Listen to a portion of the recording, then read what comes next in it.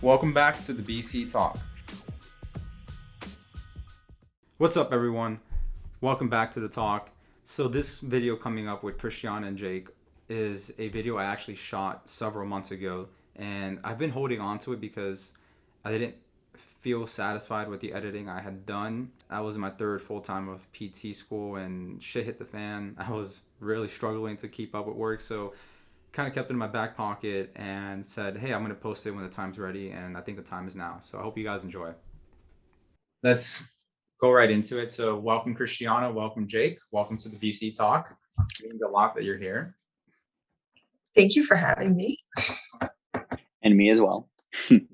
Let's talk about running nutrition. We're all runners here, and I just wanted to say a little bit about why I was inspired to have this discussion.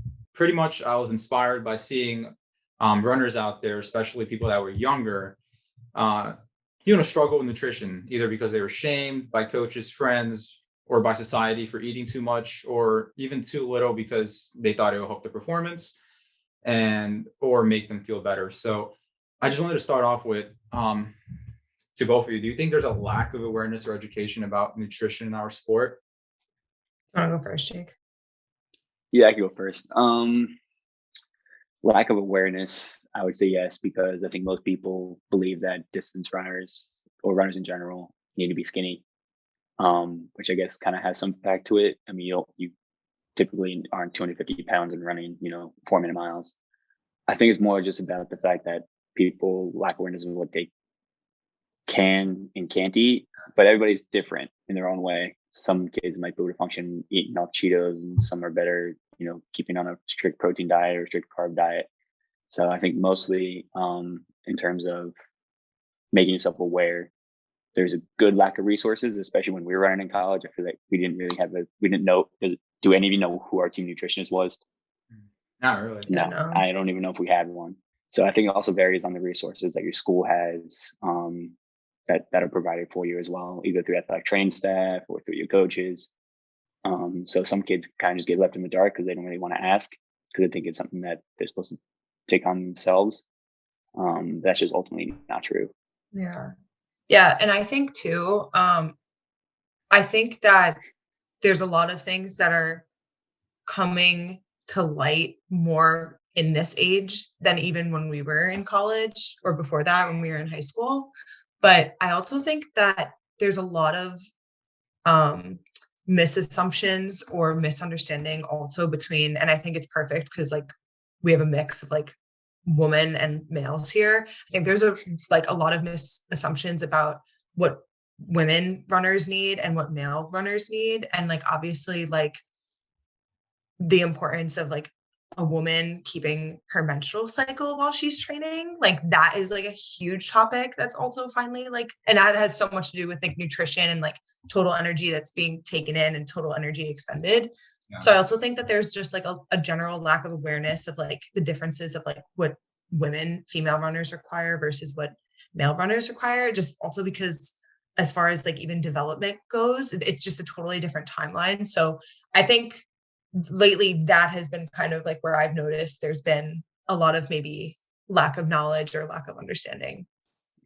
Yeah, I'm glad that you brought up that part because I have a sister that's in high school track right now as a senior, and I've had that piece, that understanding where as a girl, you're not really taught in high school that when you're running, when that high at a higher level that you should still have a menstrual cycle. And she's mentioned some girls in the team actually thought it was perfectly fine that they were missing it. And I know as a PT student, I was also taught that that's a huge red flag because that can lead to conditions where the girl is going to be extremely fatigued, low energy, prone to stress fractures, and stress fractures are a big deal in the running world. So that's huge. And then Jake, you mentioned not knowing a nutritionist, not knowing like us not knowing our nutritionist, and so there seems to be like a lack.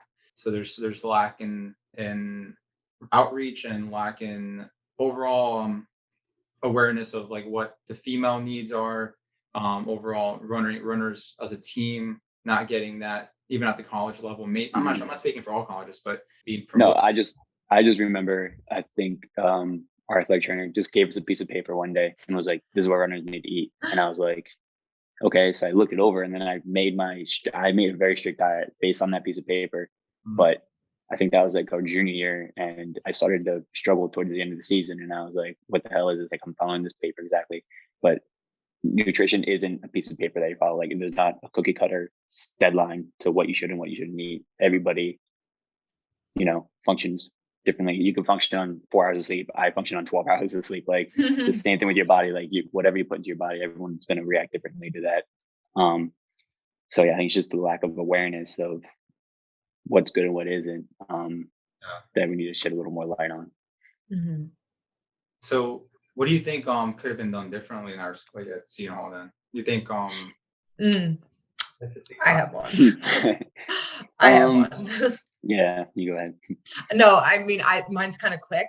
I personally think if you are a collegiate athlete, it should be required that you get blood work done through athletics at least every 3 months, like Mhm. at the bare minimum. Because I know for me, my whole history was like not so much super intense injuries, knock on wood. Like I've never had a bone injury, but mine were always like fatigue, burnout, getting sick and never recovering, low iron, anemia, like that sort of thing, or like again, like losing my period. And obviously, I think very all interconnected. And I wish that I had someone come to me sooner and say, you need to go get iron, ferritin, hemoglobin, red blood cell count, like all of that checked out. It wasn't until I was in my last year of eligibility where I finally had to go to someone outside of like collegiate athletics to explain to me the importance of getting a routine blood work for like a female endurance athlete. And so I wish that would have been done differently as far as like prevention and also checking to make sure there were no deficiencies or like you weren't getting to the kind of like cutoff mark, and also understanding that like the general public's cutoff marks for appropriate blood work are going to be really different than like the endurance athlete who's running 70 to 80 miles a week, you know. I wish that would have been done differently. And I feel like I'm like kind of a huge advocate for that now. Mhm. And I agree with that. Looking at my experience versus some of my athletes' experiences, going from Division I Seton Hall to me coaching at Division III at NJCU to now back to Division I at UF. I think the resources, and you got to think about the financial capabilities that some of these schools have. Obviously, UF is a lot bigger than NJCU, where NJCU shares 3 athletic trainers amongst 21 sports, and UF, each sport gets their own nutritionist, gets their own trainer, they get their own facilities. Like, so financial capabilities, I think, is a big restrictor on that as well. But at least just providing resources, that going out to your athletic trainer or going out to your coach and be like, "Hey, coach, like my body's not feeling well today. I don't have the right energy. Like, I'm just feeling off. Like, what do you think I could change in my diet?" And them just being like, "Oh, I don't know. Like, eat less or eat more." Like, that doesn't really help anybody. Mm. So I think just education for the resources that are given to us, I think, would be a huge piece in that as well. Yeah, that's I think that you bring up good points there because lack of resources, especially at the high school level, you don't have like Mhm. that point person besides your coach to really help and guide you, and that's difficult. Let's see if we can talk about our personal experience in college, and maybe people can maybe let's try to prevent some mistakes for people watching. Let's try to let's try to talk about our own experiences, what happened. I know it seems like both of you had some mistakes that you've made along the way, so maybe let's talk about what we would have done differently. Take us back to freshman year when Powered Adventure started off at Seton Hall, our orientation, and kind of like what would you tell yourself? And you can take it wherever you want from there. Okay. Is it you want us to kind of focus a little bit of like specifics on like as far as nutrition journey goes, like nutrition and running? We more or less, I kind of wanted to talk a little bit about high school, what you did there a little bit, and then what happened in college, like kind of that transition from high school to college. Um, let's see, pinpoint Well, I it. mean, I kind of get it. So in high school, obviously, you still live with your parents. Yeah. So the food that's provided for you is what you can eat. That's what you get used to. You get accustomed to that. So in going from high school where you eat, you know, all the home cooked meals to going to college where you get the cooked meals, at least for my freshman and sophomore year, I still went to the cafeteria and those meals were cooked and provided. So it's just a matter of you choosing what you're going to eat and what you're going to put in your body, which is why they say the freshman 15, because people gain on weight because they have all this food provided for them and they just put it all in, but they don't really know what to put into their body. But then my senior year came along and I did no meal plan, went to the supermarket, bought all my food, did all my cooking.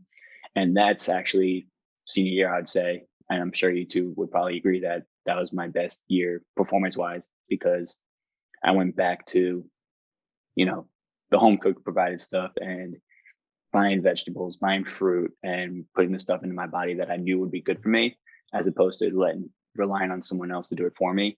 And I think that was just more of me doing my own research and from my own experience, knowing what I best function on. But even someone like, Jared, he'd wake up 5 o'clock in the morning, have a cup of black coffee, and then go run 12 miles. It's like, dude, how do you even function like that? But it's the same thing. Everyone's different in what they do. And it's just honestly just playing along with it too. Like I learned real quick that I can't eat cheese before runs, and then I can't eat dairy. Like I learned that real fast.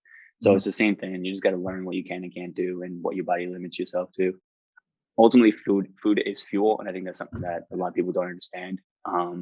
That you want to stay lean and you want to stay fit, but you also got to eat because we burn off a lot of calories, not just as distance runners, all athletes in general burn a lot of calories, and you'll find that when you replenish them, that you have more energy throughout the day and that you will be able to function properly, be able to study because, practice and class and study and then probably a second practice or a lift, just long days in general. So the only way you can really replenish yourself is by putting it back in. I agree with Jake as far as like, you can't compare what someone else is doing with you because what could work for someone else wouldn't work for you and what works for you might not work for someone else. But I also wanted to follow up with like, Jake, what you said, like food is fuel. I think so. I don't want to look back and consider it like these are mistakes I made. I think at the time I did my best with what I knew, but looking back now, this is probably what I could have done better. So I think like the word choice we use around food can be really, really powerful, especially when we're with teammates or even like, again, thinking about like what coaches say, like, don't eat this, it's bad. Like this is a fattening food, like X, Y, and Z. I think just like changing kind of like the verbiage or word choice with, describing food can be really powerful. But the 3 that I wrote down, so again, I'm kind of like making this specific to female runners going throughout high school and then entering college, but not fighting a changing body. Like it is a biological fact that females go through puberty earlier than males. And I think I have seen, but also firsthand fought a changing body. And that hindered me getting better and more powerful because as my body or watching other females struggle with this, as your body changes, you kind of fight that a little bit instead of using it to your advantage. Like ultimately, like a developing body, you're going to get stronger and more powerful. But if you fight it, you never allow it to kind of get to that next level. And I think I kind of cut my development short as far as like throughout high school and college and running into like those fatigue issues, those iron issues, like the fueling issues, because I was focusing, this kind of leads me to my next one. I was focusing more on an aesthetic rather than feel. So like I was focusing more on like, I need to look like this to be a good runner rather than I need to feel like this to be a good runner. And I think I ran into a lot of problems with that. And I say that now, even too, from personal experience, like since I've finished my college eligibility, I've continued to train. Like I'm consistently running 50 to 60 miles a week. I'm training for a half at the end of September. Like I'm still training. So I'm speaking now too, even from a personal experience. And again, this is my last point and it kind of ties in, focusing on every single food group. So focusing on like a big variety of nutrient rich foods, but also like not restricting any food groups. Like I have dessert every day, however you want to kind of like describe that. But yeah, I mean, overall, it kind of falls under the same umbrella. Like don't resist a changing body, like a developing body, and just making sure you're focusing on how you feel rather than like a certain aesthetic. Because, obviously, like Jake said before, like generally you don't see like a 265-pound guy running a 4-minute mile, but I think we get super narrow with like, I need to look like this in order to run X, and that's not the case. You'd rather be strong rather than like whittling away and Yeah, experiencing fatigue. that's a good point. I remember myself feeling like I needed to be like lean, like Lewis, our teammate. He's a slender build, and there's no way I would function being like Yeah. that lean. Like it's just number one, like it's just not my like body type. It's not my, like it's not what I should even strive for. I think it was just that was a little bit unhealthy, and I think that what you said about also using proper verbiage when we're talking about food is important overall. So yeah, those are great points because I feel like a lot of runners also do go for that aesthetic. Um, It's even an aesthetic sport. It's like gymnastics or swimming or dance, and it's hard because you're like constantly around it. yeah, You but show up on race day and like nothing. Mm. yeah, I just think that yeah, because we're also in high school and college we're also not even fully like mature yet. So we're also highly influenced by what others are doing, and we see Mhm. and we kind of want to imitate, and we don't have like a solid we're still learning, and I think you made a good point about it's not that we're making mistakes, it's more that we're still learning, and we're kind of forming, we're seeing what we like. I know, Jake, you don't like cheese, you don't like dairy before. Yeah, that's true. So it's through trial and error. I think my only concern is like when coaching staff does make it almost feel like the athlete should be guilty when they're Mhm. consuming something, when they're eating something, and then that's not the right approach. I think approaching it, I think the approach has to be respectful, and you have to also understand the athlete and not just kind of make quick judgments. So let's talk a little bit about coaching. Do you two have you two coached? I know, I mean, obviously, Jake, you've coached. So what are you two doing for coaching as of right now? Nick? Um, Um, well, I just moved to Florida, and I luckily got the opportunity to volunteer here under Coach Holloway and Coach Linsky with the distance team for cross country and track and field. So I'm here on a volunteer basis, going from Seton Hall to FDU for my 5th year, and then I was a volunteer at FDU during after my 5th year, and I liked it enough to apply for coaching position at NJCU, where I was an assistant coach full time. I have about what 2.5 years of actual coaching experience under my belt, and I also helped out with a high school team last spring as well. So kind of have broad experience going from high school all the way up through Division I college. So How about you, Christiana? yeah, so after my 5th year at Monmouth for my master's, I similarly to Jake, volunteered as a coach for the cross country team. And then COVID kind of hit. But I was there for like the cross country season as a volunteer because I kind of just wanted to get some experience and see if I ended up liking it because I was always interested in coaching. But then I finished my master's. I've been working at a private practice as a mental health therapist. And then I was asked and I accepted a job as the assistant coach for the boys cross country team at my old high school. So I'm doing that right now. And that's like it's a actual position, the assistant coach, which has been really fun so far. And it's interesting because it's with the men's team. And so it's been fun to this point. Awesome. What high school did you go to again? Middletown South. Middletown South.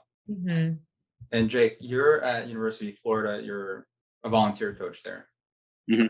Okay. Jake, you definitely know. Christiana, if you don't, I was an assistant coach at Snyder High School in Jersey City. Oh, cool. That was a good experience. It was during my gap year from graduating Seton Hall to going to PT school. So Mhm. I've had 3 of the athletes on the show here prior on around, I won't say like early spring, late winter, and it was a talk about mental health. Definitely recommend you check it out, Christiana. I know Yeah, that I'll have to watch it. interesting topic, and we kind of related a lot to college athletes, specifically track and field, and we kind of touched on nutrition a little bit, but yeah, it was nice. It's nice coaching because you get to have that bonding, and after they graduate, it's nice to just catch up and see how they're doing. Mhm. I know Jake, you've met Benny, and I think you've ran with some of the guys, so you know some of them, and it was See them on the track all the time over at Lincoln. So yeah, yeah, they're cool. I really enjoyed that experience. I've had instances where like someone's asked me like, what should I eat for mhm. nutrition wise, like while I was coaching. I was actually struck by how to answer that. I was like, I don't know how it should work, because I already knew what I knew about eating and running, and how fast food isn't always the best. And I know this athlete in particular is definitely downing like fried chicken and like French fries on the regular. And Mhm. it's really hard to like say, all right, you should change up everything. So I think I kind of adjusted as, you got to just incorporate more greens. I know that you want to be better, and if you want to truly improve your game, it can't just be training, and it needs to also happen in the kitchen. So I kind of just said, let's see where. I kind of asked him like, what are you eating now? And that's how I found out that he eats fast food very regularly. And I was, well, let's try to add some greens. Like, what are some? And that's how I kind Piece of. of fruit. It's tough. Have you had anything experiences like that? Yeah. I just want to say, I think like the biggest thing, um, again, like I'm obviously not certified in any sort of dietetic nutritional advice, but I do think I have enough experience to know like the basics. I've also worked with a sports specific dietitian. She actually used to be the former athletic dietitian for the Princeton women's team. So I worked with her for a little bit just because again, I was like, I've never really worked one-on-one with sports dietitian, and I feel like that would be a good experience and helpful. Um, and one of the things she kind of helped me with was um, like this. I feel like this analogy is like very cliche, but it's so true. But like, think of your body as a vehicle. Like, you're not going to put shitty fuel into a Mercedes. You know what I mean? Like you want to put, if you want a really wonderful car to run at its best, like at its maximum potential, you're going to put the appropriate fuel in. So it's similar to your body. And I think that that kind of goes in line with what I was saying before, as like changing the kind of narrative or changing the word choice we're using as food. I like, because I have seen firsthand what a slippery slope it can be when you start to give someone kind of like diet, like, nutritional advice, like, don't eat this, it's bad, eat this, it's good. Again, that can turn very, very quickly into like cutting out food groups, cutting out certain foods when like that's not necessarily what we're going for. We're just trying to like go towards a more balanced approach, like nourishing approach. So I feel like it's just a very, very fine line or balancing act between obviously wanting to like give encouraging, sound advice as far as like focus on getting good carbs, high quality protein, and high quality fats without like necessarily kind of like demonizing any food. I think the risk is someone getting like minded about, Yeah. like, this is where you Yeah. get like the ketone diet, you get the Mediterranean diet, and people really religiously sometimes follow these things. And it's just, Yeah. this Well, is like what, running too, like you have to be specific with like running. Like runners, a distance runner is going to need more carbs than like probably the high intensity sprinter who potentially would need like more protein, if they're doing like powerlifting, but like the long distance runner is running 60 miles a week. Like, you know what I mean? Like it's also very specific to the kind of training. And I don't think I realized a lot of that, like how like crucial that was until I actually worked with a sports dietitian. yeah. I also like what you mentioned about, this is outside our scope of practice, or our scope sometimes, when, we can't give someone like a nutrition plan and say, this is what you need to do. Like, Mhm. we're not certified to do that, but we do have experiences where we can guide someone along the way. And if we see red flags, we're like, well, I really can't help you there, but I have this nutrition contact, or I recommend you see a nutritionist if that's the case. But when it comes to people that don't have those red flags, or athletes on your team who are just genuinely curious, I feel like we could offer good advice based on what we've learned Mhm. along the way. Yeah. And there are certain things I think too that are pretty obvious. Like you wouldn't want to drink a glass of milk before a run. Yeah. Definitely, stay hydrated, proper electrolytes and water, Yeah. especially water. Yeah, we can give tips. Like we can give lots of good tips to people. We have to keep a balance in our lives, and it's always important to know that we can't just cut off the food group and expect that we're going to be fine, because we need nutrients from a variety of sources. So that's like, for example, eating like an entire salad and only salad for breakfast, lunch, and dinner, and broccoli, and maybe like just like little bits of like, I don't know, like chicken. Like that's, and like if that's your breakfast, lunch, and dinner and all you eat, then you're missing something.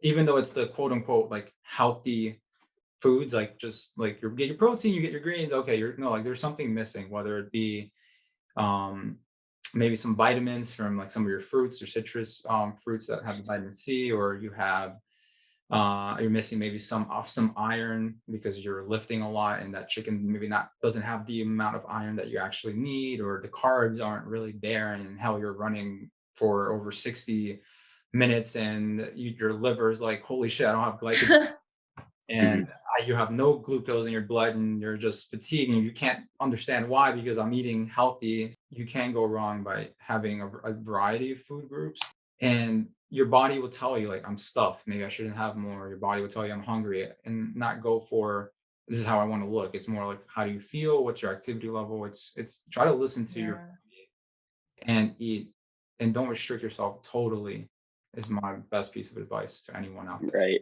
And like what Yeah. you're saying about the salad thing, like, I mean, a lot of power lifters, a lot of people that I know that want to get big, it's the chicken, rice, and broccoli diet.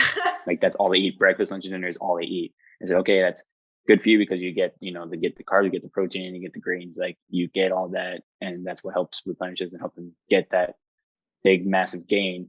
Because like I said, consistency is key. But I think in terms of something like that, like if you're trying to, if that's what they're trying to do, but if you're trying to go to run the long haul and go the distance, like obviously you need to have that variety as well. You can get your protein through eggs. You don't have to get it just through chicken. You can get your protein through spinach. It doesn't have to be specific. Like you don't have to eat one specific thing. And I think that's something I told my athletes when they came to me. They were like, "Hey, coach, like, what should I be eating?" I said, "Okay, what do you eat?" And I was like, "Okay, instead of that, why don't we try this? Instead of 2 days before a race, instead of having 2 pounds of pasta, why don't we have like some pasta and then mix it with the salad? Like just kind of try the different variety and see what works best for you as well." Mhm. Yeah. Yeah. And also, Brad, this made me think of what you said as far as like just really listening to your body. I think at least right now in this day and age, everyone needs to be very, very mindful and intentional with the content they're consuming on social media, especially with all like these wellness or kind of like health and fitness influencers. Like, Mhm. again, being mindful, like what someone might consider healthy might not be healthy for someone else. And again, like a developing runner can't compare their diet and their needs to a fitness and wellness influencer who does cardio 3 times a week. Like, you know what I mean? Like I Yeah. think social media is a huge component with like a lot of things right now. I think we can learn and take away things, but we shouldn't take everything from someone and then make it your lifestyle. I think that's Mhm, Mhm. the mistake some people make. Absolutely. mhm. Yeah. Um, and that's all good. Uh, let's talk a little bit about Mary Kane and what happened. Do you know how she's doing now after leaving Nike? Because there's a I follow her a little bit. Yeah. okay, so we have like, I don't want to take, we have like 8 minutes. Maybe we can touch on this for a little bit. Um, so so basically, I had it there as like kind of like one of the last points I wanted to talk about.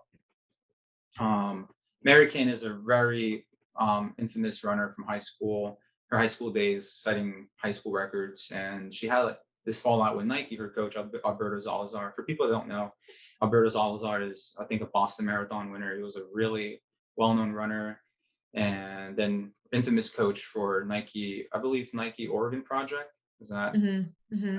so? I think. Seemed like they had like a toxic culture within that group of, just making the females in the team feel like fat shamed and feel like they had to check their weights daily, and that's really unhealthy. So how do we as future coaches, future leaders prevent a culture of unhealthy um is this unhealthy culture of stigmatizing nutrition and making athletes feel guilty for and having to weigh themselves frequently? Well, I think at this point, I'll just take Seton Hall or University of Florida, for example, two big time Division One programs. If you get if you get to where you're at that and get to a program like that, then you shouldn't have to worry about what your body looks like. If you are good enough to be in that position, or even just get whether you get a scholarship or whether you're not, whether you get accepted to walk onto a team at Division 3, Division 2 level, like that's an that's a big deal in itself. So I don't, and it has nothing to do with how your body looks. It's about how you are as a person and how you compete as an athlete. So when you walk onto the team or when you get there as a scholarship athlete, like you shouldn't be looking around at all the people around you, be like, oh wow, she's super skinny. Maybe that's why she's so much better than me. But that's not the mindset you want to have.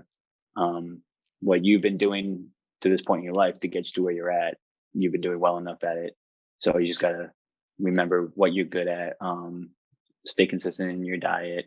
Um, and It seems if like a you're coach or a nutritionist has anything to say about it, they do it mostly for your best interest. Um, but it also has to be in moderation. It can't be a consistent thing where you be like, okay, well, you look like this, but you don't look like her, so you need to drop 10 pounds. Like, I think that's when an unhealthy environment gets created, which I think I'm not super updated on how the Mary Kane situation went, but that kind of seems like what it was. Is just like you'd be so much faster if you did this, and if you did this, well, no one can tell you what you can and can't do. It's ultimately you got to only you know what you're capable of. Yeah, I'm trying to think. I feel like there's probably going to be more that comes up for me to answer this question after this talk, but I'm kind of pulling from one of my own personal experiences when I was injured at one point. And I remember I went in to talk to a coach and they were like, "Are you gaining weight?" And I was like, "I'm coming here to confide it in you about how upset I am that I'm injured, not if I'm gaining weight." And that has stuck with me for years. Like, not that it still affects me and my choices, but like I remember that example and I hope that no one would ever have to experience something like that, especially someone like if in their past they had struggled with kind of body image or weight or like managing like eating and whatever. I mean, Brian, the original question was like, what would you want like coaches to handle like like weight and like for their athletes, right? Yeah, so I know that we've all seen a coach, whether it be in high school, college, while we're at a track meet, say to their athlete, like, looks like you've gained weight. I'm seeing like are you getting fatter or you look fat or The word choice, like, Mhm. like I've heard that. yeah. I haven't even heard it directly. I've also had heard it indirectly from a girl at UD that felt that way about the program and she quit the program. She's a 5 low minute runner, like fast, quick at the I met her through the club because I'm running for UD's club, and I Mm. thought about that, and that was kind of like the final trigger to make me want to make this video because I've gone through high school, my own Elizabeth High School. I've heard it to male athletes. I haven't really heard it towards female athletes, but if it's said out loud towards a male athlete when females are in the room, then how does that make them feel? I remember asking this. Oh, Mhm. Brian, I've heard myself and I've heard other female athletes get that from coaches. So it's Mhm. definitely, I'm a but hun- it's funny because I haven't heard it a lot to males. So I guess it's just because who you're around more.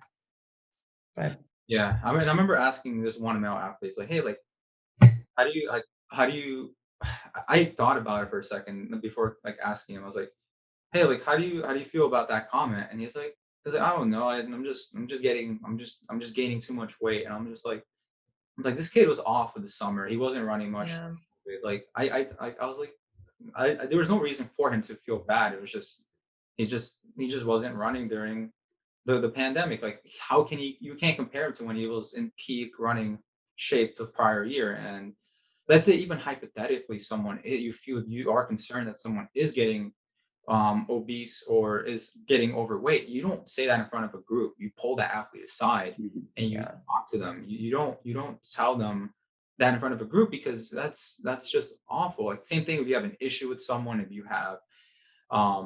you're concerned for someone, I feel like pulling someone aside and having that conversation one-on-one is much better than saying in front of a group where you don't know how they're going to react and feel inside and not even tell you.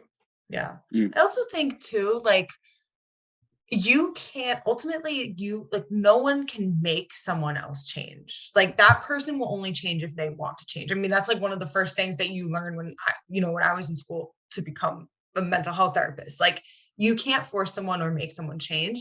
So I think, like, just understanding, like, the important question to ask that athlete is, how are you feeling lately? Exactly. Like just like generally, how are you feeling? Are you I'm feeling? not saying like pull the athlete aside and say, "Hey, have you gained weight?" That's not what I'm saying.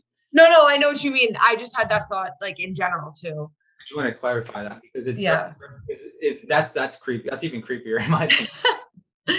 But I think, but like, ultimately, like, isn't it about, like, you obviously want your athlete to feel good, because if they feel good, then they're gonna, like, want to keep showing up and performing. So, like, ultimately, I think the the question should be, are you feeling good? And if not, then, like, okay, well, let's talk about maybe why. And then that, naturally, if it leads into the discussion, like, how's your fueling? Like, again, like, changing, being very intentional with the word choice. Like, you look fatter. Are you, like, what? Like, it should be Mhm. like, oh, you're not feeling good? How's your sleep? How's your hydration? How is your fuel intake? Like, just being really intentional with word choice. Mhm. Yeah, yeah. We need to be culturally appropriate, culturally, or just verb, like, just, yeah. We need to be not that old school thought that's really toxic. Where And I like the way you said that. How are you feeling? Because I'm gonna take that for sure. Yeah. Mhm. And that's and I hope that anyone else watching, like, if you like if you have been, if you I'm sure we've all been in a situation where we felt uncomfortable because of the way something was said.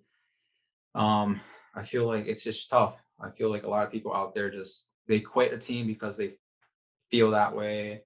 They just kind of hold it in, and maybe just the message I want to send to anyone watching and to you guys is, hopefully we as leaders, as athletes, we can take this and carry it and hopefully just share our experiences, and hopefully like something is learned and we make the sport better. Mhm. Mhm. I think that's at the end of the day. Like, I really want running the sport to grow and to also be seen, and I want to see runners out there, you know, be well. That's Mhm. pretty much it. I want my little sister to be well. I want her friends to be well. I want her to have to stress about how she feels herself. So it's personal. It's also personal because I was a coach. It's also personal because I want to coach in the future, and because I'm a PT, I'm a physical therapist, soon to be in January, and I know to a degree I have some training in how to talk about nutrition, how to talk with um, athletes, people that are exercising, like a little bit about nutrition. So this was Mhm. very good talk. Thanks I for agree. having us, Bri. I really appreciate it. Yeah, It was it's a good fun. time. And good luck. Wait, so you're done in January? I'm graduating in January of the 6th of no the 7th of 2022. Yes, I'm Yeah. class of 2021, but my Yeah, but graduating, yeah, that's how mine was. Oh, that's awesome, Bri. Good luck. Good luck with the last couple months. thanks. Yeah, and good luck coaching, Jake. Thanks. Yeah. Should be a good time. Yeah. Like to sweat a lot from not even running, just standing there. Standing. Thing was, thank you too for coming on. My two teammates from 2018. Can't wait to see you, Jake, and when you get married on New Mhm. Year's. Right? Is that Use that, yeah. Yeah? Can't wait to see you too. Thank you for coming on the talk, and maybe we'll get a run in by then and see each other. But until then, later. Yay. See you.